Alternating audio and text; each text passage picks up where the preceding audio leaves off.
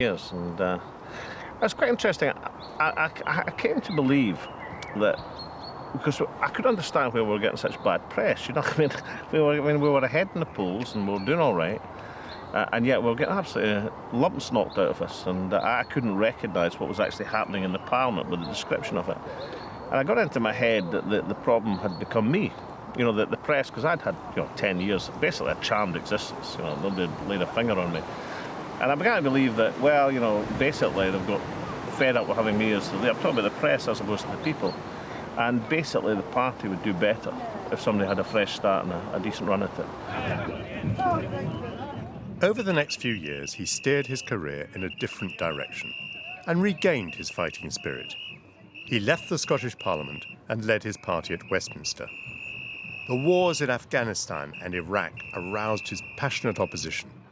He was prominent on the UK national stage, making an increasingly popular case.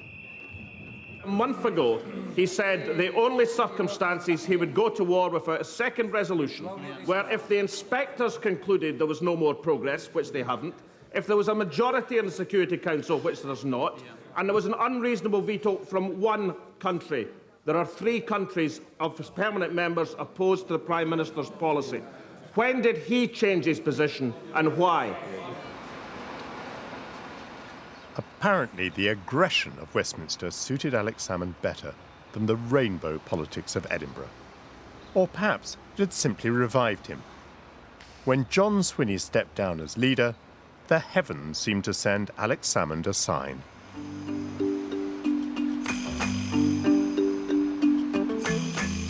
The SNP leader likes Indian food a lot. This restaurant is said to be his favourite haunt. And one of those who whetted his appetite for a return to Edinburgh says that curry was part of the mix. In 2004, when Alex Salmond has been out of the leadership for 4 years, you, amongst others, encouraged him to come back, I think with a series of curry dinners. Why did you think he should return? The choice of what was next was quite a difficult one. They had 3 very, very strong candidates, but there was no really emerging new leadership figure or agenda at the time.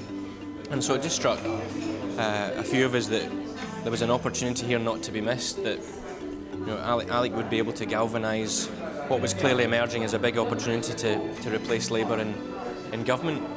But I was spending a lot of time in London. Myself, Angus Robertson, who's now the SNP's Westminster leader, spent a lot of time in one of Alec's favourite Pimlico curry houses, basically ruminating on the problem and what could be done about it. And I can't quite remember the full detail, but I do recall that by the end of it he had determined that this could be put together and the case for returning could be made, so he was up for it. Was it vanity that prompted his comeback? A belief that he was indispensable? Or did he feel the call of duty, believing that if he did not step up, the party would take a wrong turn?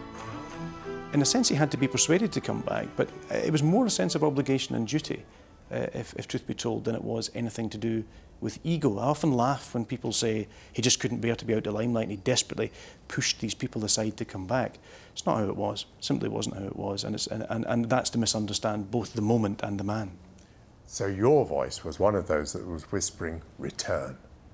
Well, I mean, I'm a fan of his in the sense of I think he adds something to the party that the party doesn't otherwise have. And I think at that time, given where the party could have gone, it was important that he did come back. So I think there was a danger. I mean, I don't remember being somebody who was so utterly convinced that he must come back at all costs. In order to come back, Alex Salmond had to muster all of the flexibility, or perhaps rubberiness, that good political leaders possess. If nominated, I'll decline. If drafted, I'll defer. And if elected, I'll resign.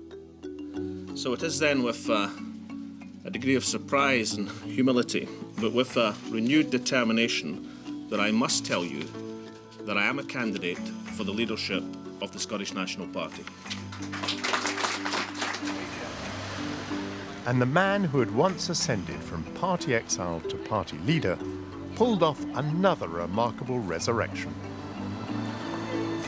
Alex Salmond MP, 4,952 votes, or 75.76% of the vote.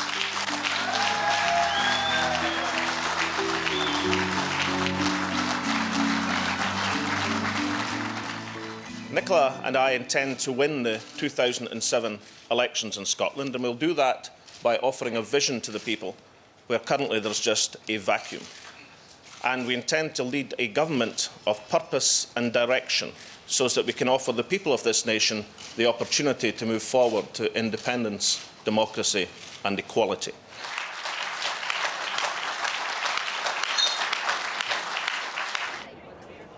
Whether Salmond possesses courage or merely chutzpah, I believe the key is the thrill that he derives from risk.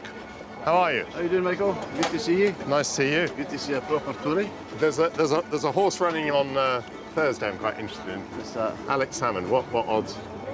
He's a certainty. He's 46. He'll win the election. I'll be voting for him. Alex Salmond is famously something of a betting man. A punter who knows the form and generally keeps his nose ahead. So the horse that attracts me in the 3:15, for obvious reasons, is Blue Bunting.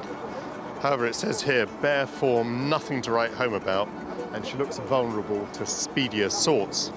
Sounds like she's got about the same chances as the Blues in this election. Have a Mario Lanza on it. Go on, two quid. £2 at 150 to 1. 150 to 1. Wing and a prayer. Wing and a prayer for the Tories, because that's what they're on. Right, Michael. Great. I'll be back to collect later. Right. I'll take See it. if that wins. I'll take it. I'll polish your shoes. Come on, wing and a prayer. Come on, wing and a prayer. Come on, wing and a prayer.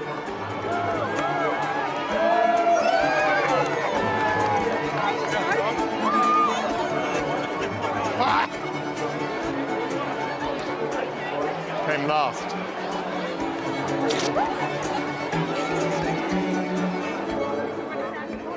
Alex Salmond promised his party that he would win 20 first-past-the-post seats, way more than they'd ever managed before. He said he would defeat Labour and become First Minister. And to make things a little more interesting, he upped the stakes. For the 2007 Scottish parliamentary elections, that seasoned tipster Alex Salmond decided to have a punt. He put his name forward for the constituency of Gordon. It was long odds, because the Liberal Democrats had a majority there of more than 4,000 votes. But Salmond decided that that was where he would place his bet. Well, he's a natural gambler. He assesses these things well, but yes, of course it was a gamble. But given his ability to campaign, given his reputation, I think it was one that was going to pay off. I thought that from the very beginning, and it did pay off. He's got a favourite saying, which is from the Marquis of Montrose. He either fears his fate too much or his deserts are small, who will not put it to the touch to win or lose it all. He quotes that from time to time. He also lives his political life like that, and it tends to work out well for him. Is this love of the high wire act critical to his enjoyment of politics? So he's a bit like Margaret Thatcher, Tony Blair. I even recognise this in myself to some extent. One of these people who is exhilarated by the thought that they go to the chamber and they don't know that day whether they're going to survive or perish, that the difference between triumph and disaster thrills them.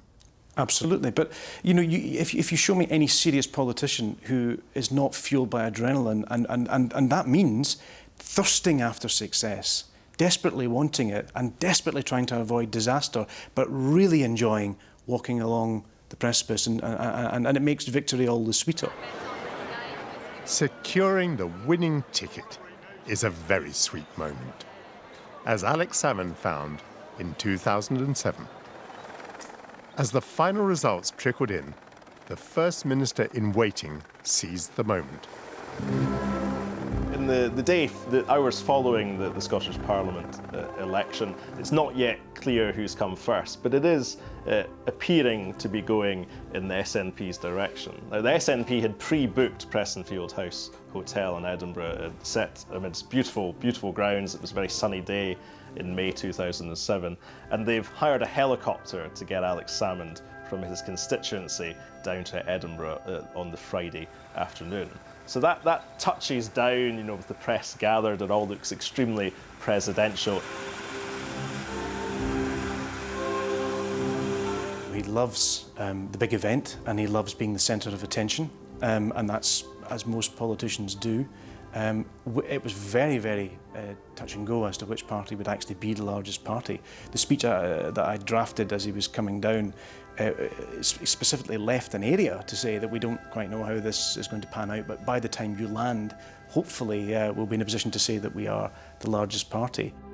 Salmond then emerges, and after a break he walks up to this podium emblazoned with the SNP logo, with again journalists and cameramen gathered around, and delivers a very nice, a very moving speech. Alistair Gray once wrote, "Work as though you lived in the early days of a better nation."